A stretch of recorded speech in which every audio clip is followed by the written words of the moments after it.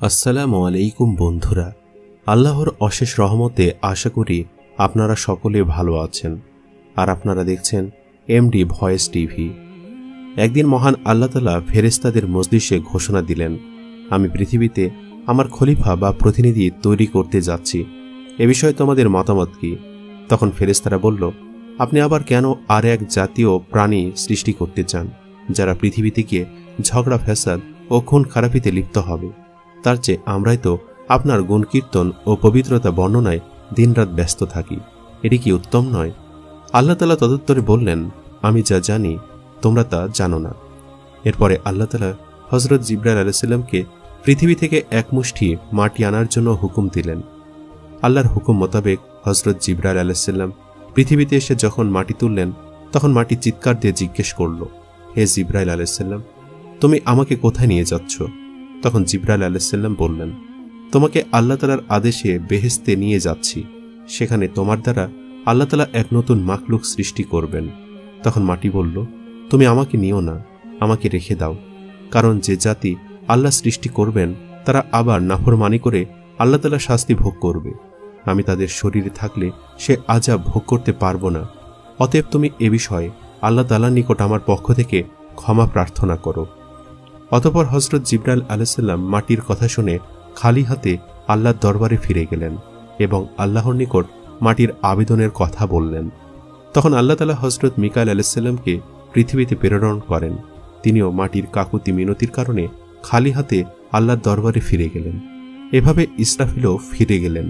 সর্বশেষ হযরত আজরাইল আলাইহিস সালামকে পৃথিবীতে প্রেরণ করা হয় এক মুঠো মাটি আনার জন্য। তখন মাটি বলল, তুমি আমাকে নিও না, আমাকে রেখে দাও। কারণ যে জাতি আল্লাহ সৃষ্টি করবেন তারা আল্লাহর নাফরমানি করে আল্লাহ তাআলার শাস্তি ভোগ করবে। আমি তাদের শরীরে থাকলে সে আযাব আমাকেও ভোগ করতে হবে। অতএব তুমি এ বিষয়ে আল্লাহ তাআলার নিকট আমার পক্ষ থেকে ক্ষমা প্রার্থনা করো। তখন আজরাইল আলাইহিস সালাম মাটির কথা শুনে বললেন, আমি তোমার কথায় ফেরত যাব না, আল্লাহর আদেশ অবশ্যই পালন করব। তাই তিনি মাটি নিয়ে আল্লাহর দরবারে হাজির হলেন। তখন আল্লাহ তাআলা বললেন, হ্যাঁ, তোমার জন্য এতটুকু শক্তি প্রাণ বাঞ্ছনীয়, না হলে তুমি পৃথিবীর সকল প্রাণীর জান কবজ করতে সক্ষম হতে না। যাও, আজ থেকে বনি আদম আলাইহিস সালামের জান কবজের ক্ষমতা তোমাকে অর্পণ করলাম। এরপর মাটিটুকু মক্কার নিকটবর্তী এক পাহাড়ের উপর রেখে দিলেন। সেখানে মাটি বৃষ্টিতে ভিজল এবং রোদে শুকালো। এভাবে কয়েক বছর অতিবাহিত হবার পর মাটি হযরত আদম আলাইহিস সালামের চেহারা রূপ নিল। তখন আল্লাহ তাআলা আদম আলাইহিস সালামের শরীরটাকে বেহেশতে নিয়ে গেলেন এবং সেখানে দীর্ঘদিন রূহবিহীন অবস্থায় পড়ে থাকে। এর মধ্যে ফেরেশতারা এসে মূর্তিরূপী আদম আলাইহিস সালামকে দেখে যেত। একদিন শয়তান এসে আদম আলাইহিস সালামের শরীরটা ভালো করে দেখল এবং বিদ্রূপের হাসি হাসল। পরে তার নাক দিয়ে প্রবেশ করে পেটের মধ্যে দিয়ে সব নারী নক্ষত্র তদারক করে আসলো। পরক্ষণে ঘৃণা ভরে থুতু নিক্ষেপ করল। আল্লাহ তাআলা অত্যন্ত শখ করে এ প্রাণী সৃষ্টি করেছেন এবং এর মর্যাদা সকলের ওপরে দান করার কথা ঘোষণা করেছেন। তাতে শয়তান খুব ঈর্ষান্বিত এবং মনে মনে আদম আলাইহিস সালামের প্রতি যথেষ্ট হিংসা পোষণ করতে থাকে। এমনকি ফেরেশতাদের নিকট কথা প্রসঙ্গে বলেছে যে আল্লাহ তাআলা তার সময়ে সৃষ্টি বনি আদম আলাইহিস সালামকে পৃথিবীতে প্রেরণ করার পরে উপযুক্ত প্রতিদান পাবেন। এদের অধিকাংশ মানুষ তার সঙ্গে বেঈমানি করবে এবং তার প্রতি বিদ্রোহ ঘোষণা করবে। তখন আল্লাহ তাআলা বুঝবেন তিনি কি ভুল করেছেন। ফেরেশতারা আজাজিলের মন্তব্য, বিশেষ করে আল্লাহ তাআলার প্রতি তার অশ্রদ্ধার কথা শুনে বলে উঠল, আস্তাগফিরুল্লাহ। একসময় আল্লাহ তাআলা ফেরেশতাগণের মধ্যে সর্বশেষ মর্যাদাবান ফেরেশতা হযরত জিবরাইল আলাইহিস সালাম, হযরত মিকাইল আলাইহিস সালাম, হযরত ইসরাফিল আলাইহিস সালাম ও হযরত আজরাইল আলাইহিস সালামকে হুকুম দিলেন, তোমরা আরশে আজিম থেকে আদম আলাইহিস সালামের রূহ এনে তার দেহের মধ্যে পুরে দাও। অতঃপর ফেরেশতাগণ আল্লাহ তাআলার আদেশক্রমে নূরে মুহাম্মাদি পরিপূর্ণ আদম আলাইহিস সালামের রূহ মূল্যবান হীরা জহরতের পাত্রে করে দেহের নিকটে নিয়ে আসেন। আসমান জমিনের সব ফেরেশতা এসে আনন্দে মাতোয়ারা হয়ে গেল। আল্লাহ তাআলার নিজস্ব এ অনুষ্ঠানে সকল ফেরেশতারা অংশগ্রহণ করল, কিন্তু আজাজিল সেখানে অনুপস্থিত ছিল। এ অনুপস্থিতি দ্বারা তার মনোভাবের অনেকটা প্রকাশ ঘটে। ফেরেশতারা বিষয়টি নিয়ে আলোচনা করছিল। আল্লাহ তাআলা তাদেরকে বললেন, তাকে তার ভাগ্য নিজ হাতে গড়ে নিতে দাও, আর তোমরা তোমাদের কর্তব্য সম্পাদন করে যাও। অতঃপর রূহকে আদম আলাইহিস সালামের শরীরে প্রবিষ্ট হতে বলা হয়। সে বলল, হে রাব্বুল আলামিন, আমি আদম আলাইহিস সালামের রূহ নূরের তৈরি আর এ শরীরটা মাটির তৈরি, তাই এর মধ্যে আমি কিভাবে থাকব? তখন আল্লাহ বললেন, নূরে মোহাম্মদের উজ্জ্বলতায় এ মাটির শরীর ও উহার রক্ত মাংস সবকিছু নূরে পরিণত হবে। এরপর আদম আলাইহিসসালামের মাথার ওপর রেখে দেওয়া হলো। তখন তার মস্তিষ্ক ও জ্ঞান বুদ্ধির বিকাশ ঘটল। অতঃপর আল্লাহ তাআলা জিব্রাইলকে বললেন, তার শরীরের সব কার্যক্রমগুলোকে বিন্যাস করে দাও। তখন জিব্রাইল আলাইহিসসালাম তার শিরা, উপশিরা, হৃৎপিণ্ড, ফুসফুস ও ধমনীর কার্যগুলো এক এক করে পরিচালনা করে দিলেন। হযরত আদম আলাইহিসসালাম তার শরীরের সব ক্রিয়া সঞ্চালিত ও অঙ্গের কার্যকারিতা পরিপূর্ণভাবে লাভ করতে পেরে সম্মুখে হাঁটার চেষ্টা করলেন। ফেরেশতারা তাকে বাধা দিলেন। তারা বললেন, তোমার শরীর এখন পর্যন্ত নরম, অতএব ক্ষণিক বিশ্রাম করো। শরীরটা ঠিক হলে যেখানে ইচ্ছা গমন করতে পারবে। কিছুক্ষণ পর হযরত আদম আলাইহিসসালাম শরীরের পরিপূর্ণতা লাভ করে প্রথমে একটি হাঁচি দিলেন এবং পাঠ করলেন আলহামদুলিল্লাহ। এটি হযরত আদম আলাইহিসসালামের জীবনের প্রথম বাক্য। আল্লাহ তাআলা এ সময় বললেন, ইয়া রাহমুকুমুল্লাহ। পরবর্তী সময় মুসলমানদের জন্য হাসির পরে আলহামদুলিল্লাহ বলা এবং শ্রোতাদের ইয়া রাহমুকুমুল্লাহ বলা সুন্নাত হিসাবে গণ্য হয়। হযরত আদম আলাইহিসসালামের জীবন লাভ করার অনুষ্ঠানে জমিন আসমানের সকল ফেরেশতারা হর্ষোৎফুল্ল মনে হাজির ছিলেন। আজাজিলকে সেখানে ডাকা হলো। হযরত আদম আলাইহিসসালাম নিজ অস্তিত্ব লাভের শুকরিয়া হিসেবে 2 রাকাত নামাজ আদায় করলেন। ফেরেশতাগণের সকলেই আদম আলাইহিসসালামের সাথে নামাজ আদায় করলেন। অতঃপর হযরত আদম আলাইহিসসালামকে আল্লাহ তাআলার আদেশক্রমে জান্নাতুল ফেরদাউসে নিয়ে যাওয়া হয়। সেখানে হযরত আদম আলাইহিসসালামকে পূর্ণ স্বাধীনভাবে চলা, থাকা ও উপভোগের অধিকার দেওয়া হলো। হযরত আদম আলাইহিসসালাম বেহেশতের অফুরন্ত নিয়ামতের মধ্য থেকে দিনরাত শুধু ইবাদত বন্দিগির মাধ্যমে কাটাতেন।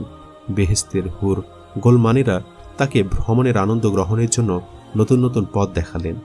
কিন্তু হযরত আদম আলাইহিসসালাম কোনো কিছুর দিকে তেমন আকৃষ্ট হলেন না, শুধু ইবাদত বন্দিগি ও নীরবে বসে সময় কাটিয়ে দিতেন।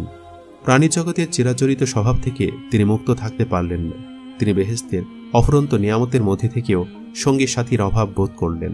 তাই তিনি নিরাপদ জীবন যাপন করে যেতে লাগলেন। আল্লাহ তাআলা এ বিষয়ে অবগত ছিলেন। তাই একদিন তিনি জিবরাইল আলাইহিসসালামকে আদম আলাইহিসসালামের নিকট প্রেরণ করলেন। জিবরাইল আলাইহিসসালাম আদম আলাইহিসসালামের কাছে গিয়ে জিজ্ঞেস করলেন, ভাই আদম, বেহেশতে আপনার কি রকম লাগছে? উত্তরে আদম আলাইহিসসালাম বললেন, সবই ভালো লাগে। চতুর্দিকে তৃপ্তিকর পরিবেশ, হুল গেলমানের পরিচর্যা প্রশংসাযোগ্য।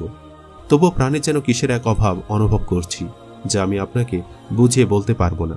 আপনি আল্লাহ তাআলার নিকট থেকে জেনে নেবেন এটা কিসের অভাব অনুভব করছি। তখন জিবরাইল আলাইহিসসালাম বললেন, হ্যাঁ, আমি আপনার এই অভাবের খবর জানি। আল্লাহ তাআলা আমাকে এই অভাব পূরণ করে দিবার পদ্ধতি বলে দিয়েছেন। আমি শীঘ্রই সে ব্যবস্থা গ্রহণ করছি। এ বলে জিবরাইল আলাইহিসসালাম সেদিনের মতো চলে গেলেন। পরের দিন ফজরের পূর্বে জিবরাইল আলাইহিসসালাম আল্লাহ তাআলার নির্দেশক্রমে হযরত আদম আলাইহিসসালামের ঘুমন্ত অবস্থায় তার নিকটে এসে বিনা অস্ত্রোপচারে কুদরতি কায়দায় তার বাম পাজরের একখানি হাড় বের করে নিলেন। অতঃপর উহার উপর রক্ত, মাংস ও চামড়ার আবরণ দিয়ে সজোরে ফুঁক দিলেন। অমনি এক অপরূপ নারী আকৃতিতে পরিণত হল। অতঃপর তিনি দ্বিতীয়বার তার মুখে ফুঁক দিলেন। অমনি তার রূহ শরীরে প্রবিষ্ট হল। তৃতীয়বার তিনি যখন আরেকটি ফুঁক দিলেন, তখন সে নারী উঠে বসলেন এবং নিজের মুখে পর্দা দিয়ে লজ্জার অনুভূতি প্রকাশ করলেন। এ সময় জিবরাইল আলাইহিসসালাম হযরত আদম আলাইহিসসালামকে ঘুম থেকে জাগ্রত করলেন। হযরত আদম আলাইহিসসালাম জাগ্রত হয়ে সম্মুখে অপরূপ সুন্দরী চন্দ্রের ন্যায় উজ্জ্বল এক যুবতীকে দেখে তন্ময় হয়ে সেদিকে তাকিয়ে থাকলেন। তখন হযরত জিবরাইল আলাইহিসসালাম বললেন, ইনি হলেন আপনার জীবন সঙ্গিনী বিবি হাওয়া। হযরত আদম আলাইহিসসালাম তার জীবন সঙ্গিনীর সুসংবাদ শুনে অত্যন্ত আনন্দিত হলেন। তার প্রাণের যে অতৃপ্তি ছিল তা যেন নিমিষে দূরীভূত হল। হৃদয়ের মাঝে অপরন্ত প্রেমের বানটিকে উন্নত তরঙ্গের ন্যায় চতুর্দিকে আশ্রে পড়তে লাগল। কি যে তৃপ্তি, কি যে আনন্দ, কি যে মায়া তখন তার অন্তরে বিরাজ করছিল, তার বর্ণনা দেওয়া কারো পক্ষে কোনোদিন সম্ভব নয়। কথিত আছে, পৃথিবীতে আল্লাহ তাআলা কয়েকজন নারীকে অপরূপ সৌন্দর্য দান করেছিলেন। তাদের মধ্যে বিবি হাওয়ার সৌন্দর্য ছিল অন্যতম। হযরত আদম আলাইহিসসালাম দীর্ঘ সময় বিবি হাওয়ার পানে তাকিয়ে থেকে তার নিকটবর্তী হওয়ার উদ্দেশ্যে সম্মুখে অগ্রসর হলেন। তখন জিবরাইল আলাইহিসসালাম বাধা দিয়ে বললেন, তাকে বিবাহ বন্ধনে আবদ্ধ করার পূর্বে তার নিকটবর্তী হওয়া আপনার জন্য জায়েজ নেই। অতএব প্রথমে আল্লাহর দরবারে বিবাহের জন্য আবেদন করুন।